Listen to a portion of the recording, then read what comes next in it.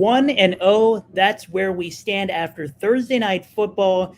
David Montgomery, Harrison Butker, they got the job done. We're perfect on stream, but it is time to get right back in the lab for Sunday, week 1. Hit the player pick'em board on Underdog Fantasy. It's time to find some new winners. This is the Player Profiler Pick'em Power Hour, starting now.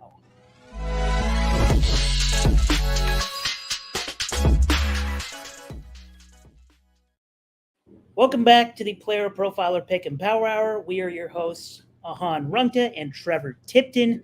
We started off the season really nice, not just for Thursday night football with a 2-leg cash, but also for our season-long entry with David Montgomery, 1/7 of the way there. He scored a touchdown. It was a little bit of a sweat, got there in the second half, but ripped off a nice run.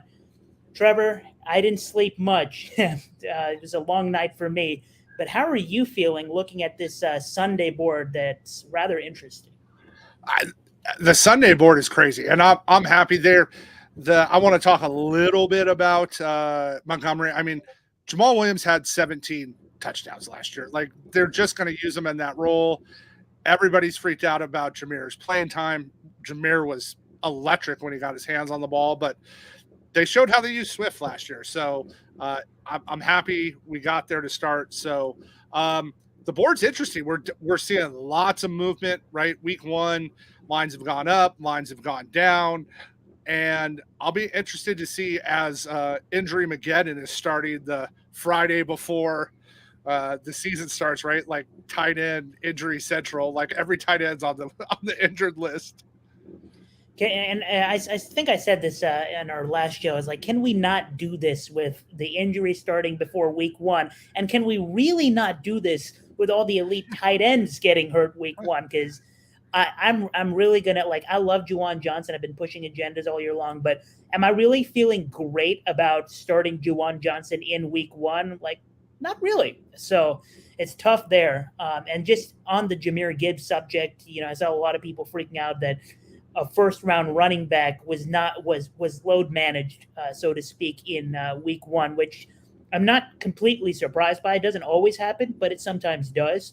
And I made a tweet yesterday about the touches and opportunities that David Montgomery had, and the touches and opportunities that Jahmyr Gibbs had, and put a link to Tyler Allgeier's Player Profiler page. Just a reminder that there's another running back playing alongside a first-round pick that's a good player, just something to keep in mind.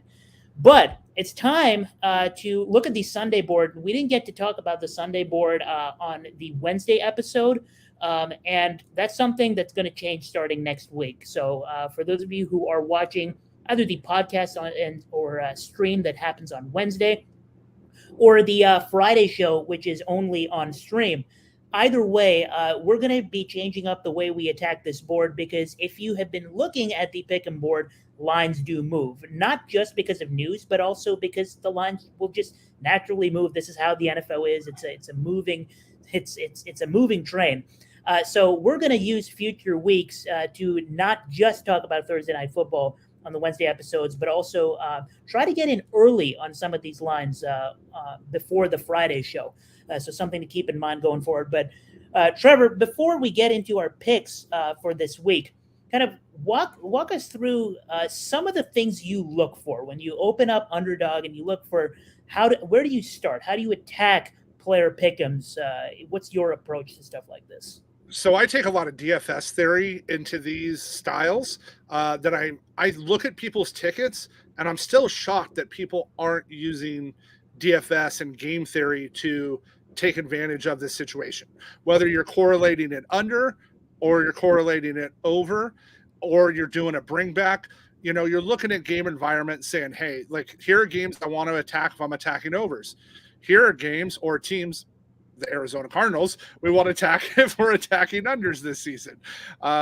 So that's something I think a lot of people miss out on, especially as I look on social and I see all their tickets they're posting.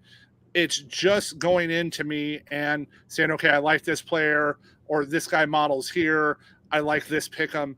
For me, I'm trying to take advantage from a DFS standpoint and from a game script standpoint. So I'll pick out games that I like the totals that are over, defensive matchup. So I'm doing that prep beforehand. I'm looking at what games I want to go in. And then when I start looking at the board, I'll know. So for everybody like that's watching, know that like Mondays will be film day. I'll be on NFL Plus. I'll be reviewing film. Tuesdays, we should start early Wednesday, start getting some stuff coming out. And that's also when Billy and Dario will be using projections, because I'm using strictly Player Profilers projections for this and their modeling. So we're looking at that and looking for opportunities to exploit it. And you'll see today, we got some nice closing line value today just on one of the picks already. And we still like it, but lines are going to move. But taking advantage from a DFS standpoint is, I think, something people need to do more and look more of it from that lens. Yeah, I echo everything you just said. And in regards to the game script stuff, this is why Underdog is great, because you can just go draft a team, right? Do all your DFS research. You can draft a team for the week and then be like, okay, so I have my projections. I've done my research. I know which players I like more than consensus, which players I like less than consensus. Let's look at the player projections on Underdog. And it's a great approach to go. And it's about this time, for those of you who are new, let's hear a word related to this topic from our sponsor. Let's take a moment to talk about Underdog Fantasy. Now, many of you have already signed up. Thousands have signed up from Player Profiler already over the years. Underdog has supported us since 2020. Much of what you see on Player Profiler is because of Underdog, because of their support. Get the Underdog app, plug in that promo code Underworld. I used to play Underdog just for the best ball drafts. I mean, the best ball drafts are amazing. These draft rooms fill so quickly, and you can win life-changing money. You want to take advantage of all the sleepers we talk about on this show? Well, what better place than in an Underdog draft room to do that? And I recommend taking your Underdog play to the next level by diving into their NFL pick'ems. It's important to correlate those NFL pick'ems. You can pick both the quarterbacks and the wide receivers to exceed expectations. Correlate them, and you can 5x your payout. Bada bing, bada boom. Underdog Fantasy, the promo code is Underworld. For an instant deposit match up to $100. Underdog is the truest friend of the Underworld. And we are back with the Player Profiler Pick and Power Hour, where you can tail our plays on Underdog Fantasy using promo code Underworld upon entry. And going back to what we were just talking about with strategies with player pick'ems, another thing I like to do personally is just you do your own research. You see what kind of game scripts you want to attack. You look for offenses that you like, for example, in high totals projected by Vegas. For week one, for example, you see the Chargers Dolphins Vegas total is very high for good reason. There's a lot of offense in that game. But also, I like to look at Vegas spreads. And there's a Steelers 49ers game, and the Steelers are only small underdogs, which is interesting, but they're rightfully underdogs, right? Everybody's high on the 49ers. This reads as a game where Kenny Pickett will have to pass the ball, regardless of the 49ers defense, which is fantastic. He will have to drop back and attempt some passes. And it's one of the reasons Deontay Johnson is the thumbnail of this episode. And guess what? We were looking at Deontay Johnson receptions, a really good look, and we couldn't get that in time for the show because the line just disappeared. I was on what I think was the correct side, which was the higher on the receptions. It moved on the sports books. It's gone from the Underdog board, which is why it's so key to get on these lines early, and for you guys to join us on Wednesdays to get in on these lines early. And we'll also be revamping the Underdog pick generator on the Player Profiler website, which we kind of casually used last year, but we're revamping the setup. But we're going to try to keep track, be responsible about getting in on these lines early, and keep track of how well we are doing with getting in on these lines early, so you can see how advantageous it is to lab all week long. And with that, it is time to get in on these entries that are still actually up on the board. And Trevor, you have one from a very talented wide receiver that you like this week. Why don't you kick us off? And we got great news on this receiver about 30 minutes before the show. He is not on the injury report. So, as much as we've seen injury reports today, we want to take advantage of that. But our first play today is going to be Mr. Traylon Burks of the Tennessee Titans. I get they signed D-Hop. Traylon is a monster. If he wouldn't have had that knee injury early in preseason, he would have been much higher up the draft boards. I am a big believer in Traylon's talent, and we're getting a ton of value at Underdog. So one of the advantages at Underdog right now, it's 36.5 over his receiving yards.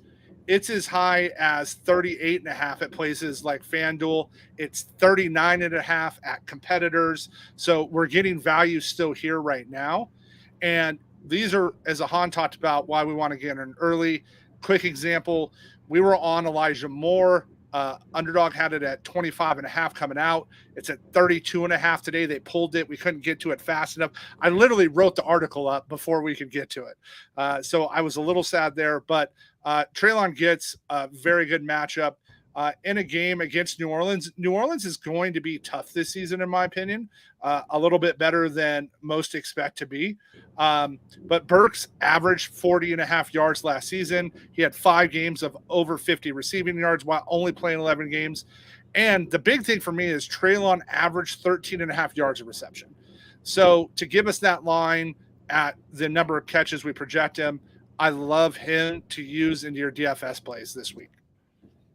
Yeah, I absolutely like when you can get a big play wide receiver where the line isn't truly accounting for what they can do with each catch. And later on in the show, I'll talk about another guy that could only, make 1 or 2 catches the entire game and still clear his projection. So I love that. And the pick there is Traylon Burks, higher than 36.5 receiving yards.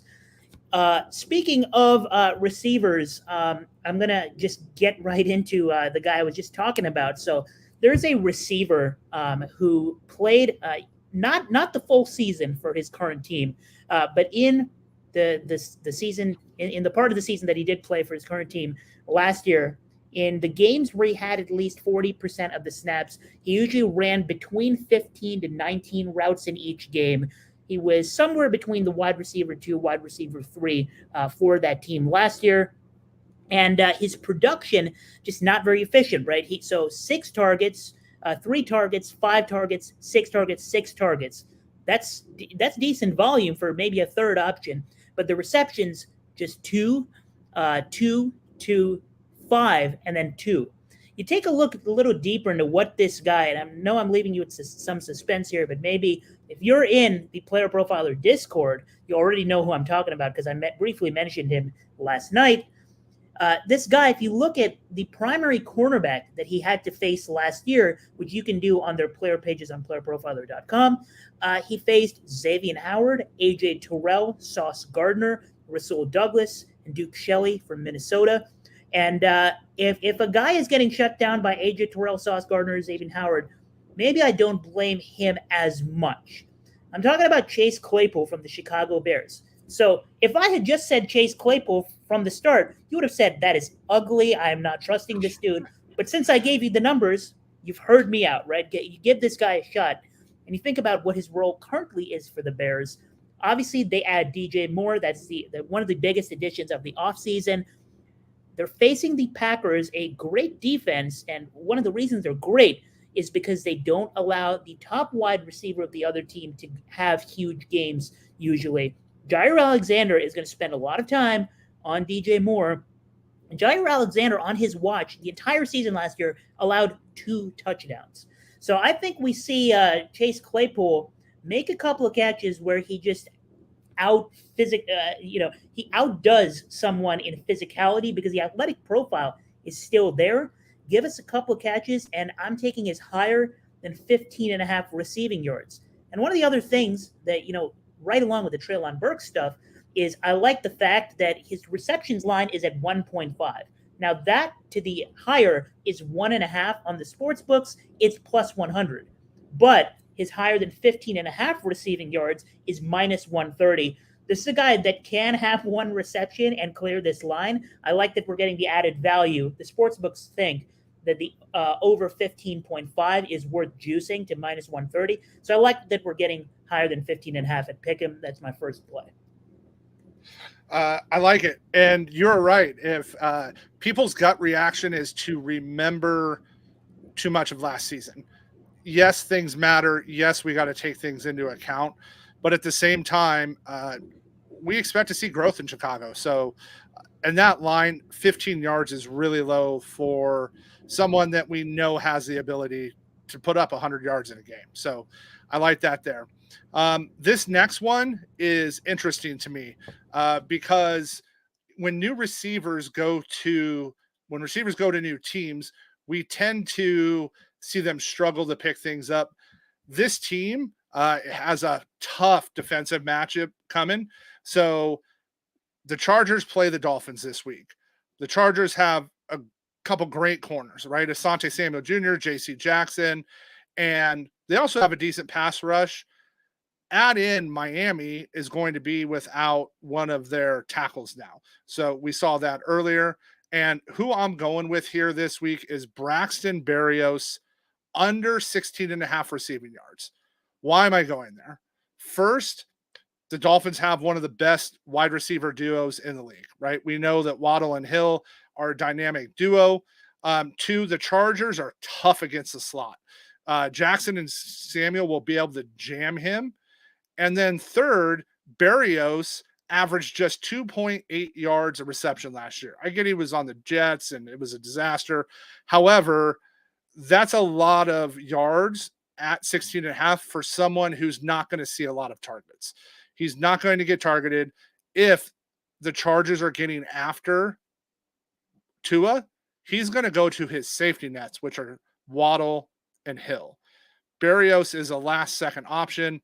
McDaniel might try to scheme him a couple of plays, but at 16.5 yards, we love that. And, we talked about earlier in the show, getting into earlier in the week, this is a little CLV. Ahaan was looking at right before. This was down to 13.5. I expect this to go lower. I wouldn't be surprised if it's single digits by game time, just because I don't think he's going to get used that much in this game. So I love using Braxton Berrios under 16.5 yards this week. What if I told you that we're going to have a Pick'em article every Saturday morning following up on the shows, right? And shout out to our editor, Seth DeWolf, to put in the work Friday nights for this. What if I told you I'm going to ask you to pick another Pick'em tonight for this, because Braxton Berrios receiving yards is now at 9.5. That's because that's where it should be. That's where his line should be. So for those listening, I'm going to go with my original pick and go back to Elijah Moore. So I really like Elijah Moore this week. I want you guys to be able to pick stuff that you can get in as well. But Elijah Moore is going to get used. He had 10 receptions for 118 yards in the preseason. He gets a great matchup. Cincy's pass defense was 25th last year, and they're not good. Their weakness is against the slot. That's where they're going to use Elijah at. This is one of the highest scoring games on Sunday. I think you have the Chargers Miami is the highest. I think this is right there with the Minnesota game is number 2. So when we start talking about game script and ways to go, we're there. I'm going to look right now. I'm pulling up Underdog here. Where are we at live? We're at 32.5 right now. Well, we project him for 5.5 targets at 45 yards at PlayerProfiler. So at 32.5, I still like his over. That's just, if it was full PPR, I'd love his fantasy points on Underdog, but it's half. But Elijah has the ability to get 3 catches for 40 yards. That is very much in his wheelhouse, especially against this defense, when I think Cincy's game plan is going to be to go after Amari and shut down Chubb. I think that's going to open up targets for a couple of the other players on the team, and I know Ahaan likes one of the other target options in this game. So I'll give that to everybody as well. But that's one of the reasons we'll be out with this on Wednesdays. I got the ticket in. You guys can see the tickets. I love my closing line value now, but we want you to have something you can get in. Yeah, so just to be clear, because we love accountability here. So I can personally confirm Trevor was on this when there was an available 16.5 line. I can confirm this, okay? So don't come at Trevor for that. But we are going to lock you down. This is a 1v1, right? I'm not rooting against you for these picks. I want us all to win. I want us to go perfect every week. I want the people to win. But it is a 1v1 after all, and the competitor in me, we're going to give you I'm going to give you my entries each week, and Trevor's going to give you his entries. And if someone is going to win between us, I want it to be me. So I'm going to make sure you're accountable, and I'm going to put you down for our 1v1 purposes. Elijah Moore higher than 32.5 receiving yards, just because this is what's available for the show. Next week, we're not going to have as much of a problem with this because we're going to get out picks on the Underdog pick generator and on the shows on Wednesday. Yeah, we'll be able to have Friday picks for the weekend. We'll have seen some line movement. And we like this, right? A lot of times when a line starts going up, a lot of times I like going the opposite side. I think it'll move too much one way sometimes, but that's why we're there. It's unfortunately it's early in the season. Everybody excited. And that's one thing to talk about real quick is bankroll management, everybody. I know NFL's back. I know we're excited, but this is a long season. Be disciplined. Guard your bankroll. Be on top of it. Don't go crazy. And, remember, we got a lot of weeks after this. So, make sure you're managing that and, you're in a good spot moving forward. And it's the reason we're only putting half a unit. And for those of you who are unfamiliar with terminology, a unit is usually around 1% of your bankroll that you have for gambling /DFS. And we're putting for each of our entries, we're putting half a unit on it. We're not going to blow our bankroll on one ticket just because David Montgomery and Harrison Butker came through for us on Monday. We're not changing the process. This is how you stay profitable long term. So Trevor's entry that we're officially recording in for this week, Elijah Moore higher than 32.5 receiving yards, and Treylon Burks higher than 36.5 receiving yards. I love it. I love my wide receivers. You know that. Moving on to my second pick, it's going to be the last pick on the show, and then we'll show you exactly what the entries look like. And this is a weird one. And, if you thought Chase Claypool was weird, I'm about to get weirder, and I'm staying in the same game for this. I think this Packers-Bears game is going to be close, regardless of, the Christian Watson news, which we now know he's out for week 1, and I'm in pain. But to camouflage my pain, I'm still picking a Packer for this one to pair with Chase Claypool. What does Christian Watson do for this offense? He opens up in many dimensions because the man is good at football. We know this by now. He opens up the offense down the field, but he opens it up in the middle as well. He was getting used both ways for Green Bay last year. Green Bay added 2 good pass catchers in the draft this year, and Jaden Reed, who we all love at Player Profiler, best player comp on Player Profiler, Stephon Diggs, take from that what you wish, and also Luke Musgrave, just a great athletic profile tight end. So they added on offense, but losing Christian Watson is the biggest deal of it all because this guy is a really good receiver. It will be a really good receiver in the NFL for a long time. He's going to be Jordan Love's number 1. So how do I want to play this? Well, you take a look at Jordan Love's props on sportsbooks, and you kind of get a sense of where I'm leaning here. Jordan Love, what he doesn't get credit for, some of you are high on him, some of you are low on him, but what he doesn't get much credit for at all is that this dude is mobile. He ranks among quarterback prospects. He ranks in the upper quartile in burst score. He ranks in the upper quartile in 40-yard time. And he rushed for almost 14 yards a game his last year of college. Now he faces a Bears defense that wasn't great with the pass rush last year, but they added a lot of tools at cornerback. They added tools across the defense this year. This Bears defense is going to be much better than they were last year. Is Romeo Doubs really going to just take over the Christian Watson role and separate?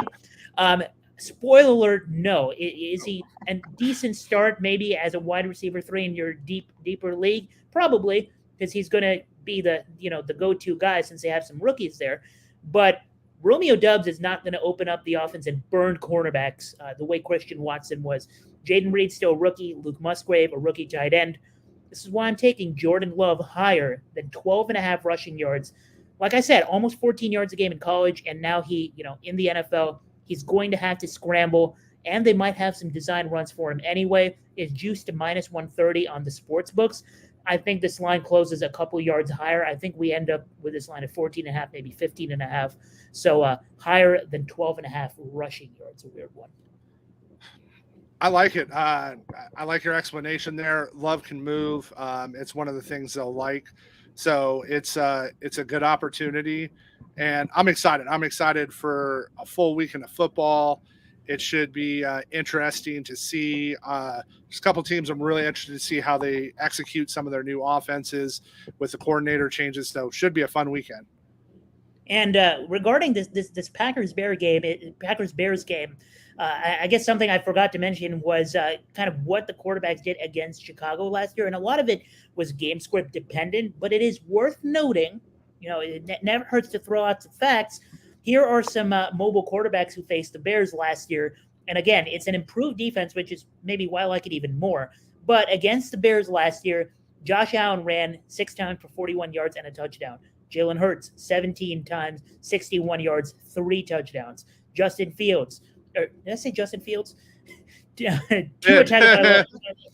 Tagovailoa, 5 carries, didn't record a yard, but he did scramble 5 times. Dak Prescott, 5-34 and a touchdown. Daniel Jones, 6-68, 2 touchdowns. Trey Lance, remember that name? 13-54 against Chicago last year. So Jordan Love is maybe not the speedster that Jalen Hurts and Justin Fields are, but he is mobile. So I like that we're getting 13 yards there. And that'll be my 2 pick. Jordan Love, higher than 12.5 rushing yards. And Chase Claypool, higher than 15.5 receiving yards. I'm placing half a unit on that. The screen share on StreamYard is not working right now, so I can't show you the tickets live on the screen for those of you watching on stream. But you heard the entries right there. This is a 2-pick, and Trevor, we're going to need suggestions from the people at some point.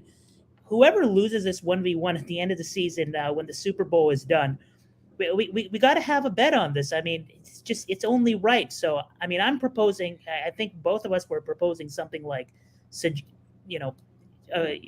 change our Twitter profile picture for a week or something like that. Maybe wear a jersey of someone you hate. But I don't know. We need suggestions. So I'm up for some suggestions. I like the Twitter thing, right? I'm a diehard Niners fan. You're a diehard Patriots fan. So I would make you put up a picture of Eli in a Giants jersey, right? Like that's what I would do for you. But I'm interested to see everybody listen to the show if they have any other ideas, but that could make it fun at the end of the season. Absolutely. Once again, just one final review. You won't see these streams in podcast version the next morning for the Friday episode. These are bonus streams. Next week, we're going to obviously talk about what happened in week 1, but also we're going to start labbing whenever the Underdog lines come out, maybe Tuesday, Wednesday. We'll get some picks out on the Underdog pick generator. Look out on our Twitters and the Player Profiler Twitter for that. Look out later today for The Juice, run by Memphis Young, a betting-related show. So if you want to bet on the games on the sports books, that's where you go. Once again, I'm on Jordan Love, higher than 12.5 rushing yards. Chase Claypool, higher than 15.5 receiving yards. Trevor, you want to run through your 2 picks once again? Yep, I'm on Treylon Burks, over 36.5 receiving yards, and Elijah Moore, over 32.5. And for those watching, we had some great CLV. Ahaan had one with Deontay. I had a crazy one with Braxton. So we'll get those out earlier in the week. And but that's what I like to see. I like to see we're on the right track. If we're seeing the lines move like that, we're on the right side. And I'm excited to watch some football this weekend. That's right. And we are going to make that money real quick. And we will see you next Wednesday right here on the Player Profiler Network. 4:30 p.m. Eastern Time on stream. We'll see you after, hopefully, a 4-0 sweep.